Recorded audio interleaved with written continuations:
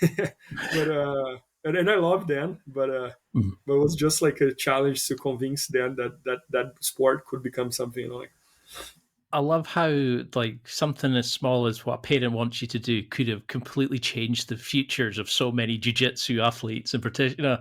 Because Yeah, when I look at the number of people whose abilities you have changed over the years, you're a Hall of Famer, you do these amazing things, but when you initially approached it, what was the method of teaching you had? Was it the Roger Gracie become legendary at the fundamentals because you're well known as like a god of fundamentals, or did you look at it as I'm going to just keep trying this because I enjoy it? Did you have a kind of game plan of learning it and developing yeah, your skills?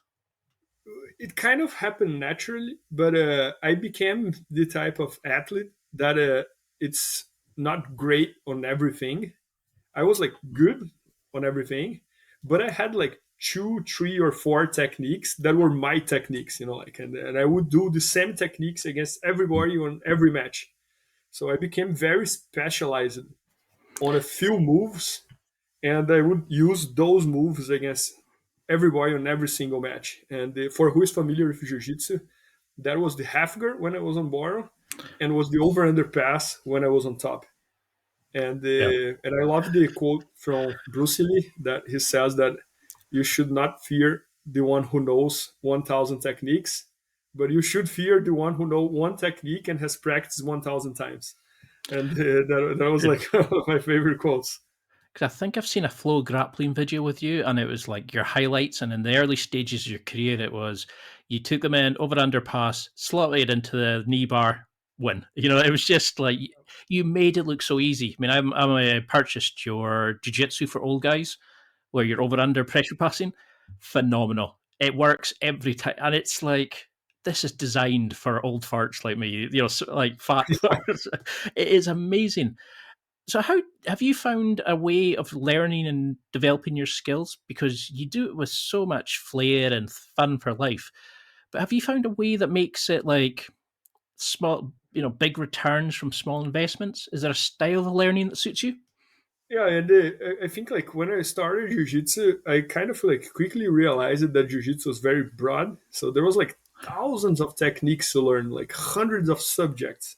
Mhm. And in the beginning, I did what everybody does, like try to learn a little bit of everything. But I was not seeing much progress doing that. And then when I started becoming good on one technique or so, instead of trying to use everything, I was just trying to use that technique over and over and over and over and over. And then you start developing other techniques and details around that technique.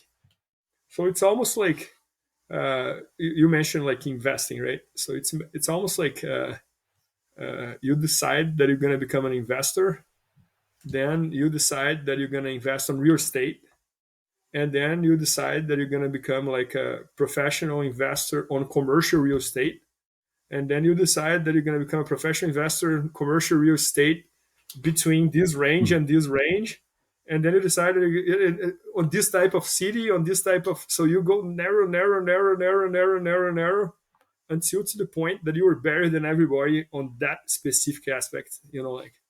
So that was a quick analogy here that I just made it as you talk about investing, for example. No, I love it. I mean, and do you think that's why? Because I mean, if anybody says over underpass, you're the first name. You become synonymous with that style of play. That kind of like people. As soon as you see you locked in the half guard, people are just like, well, you may as well just wait till he decides what he's doing.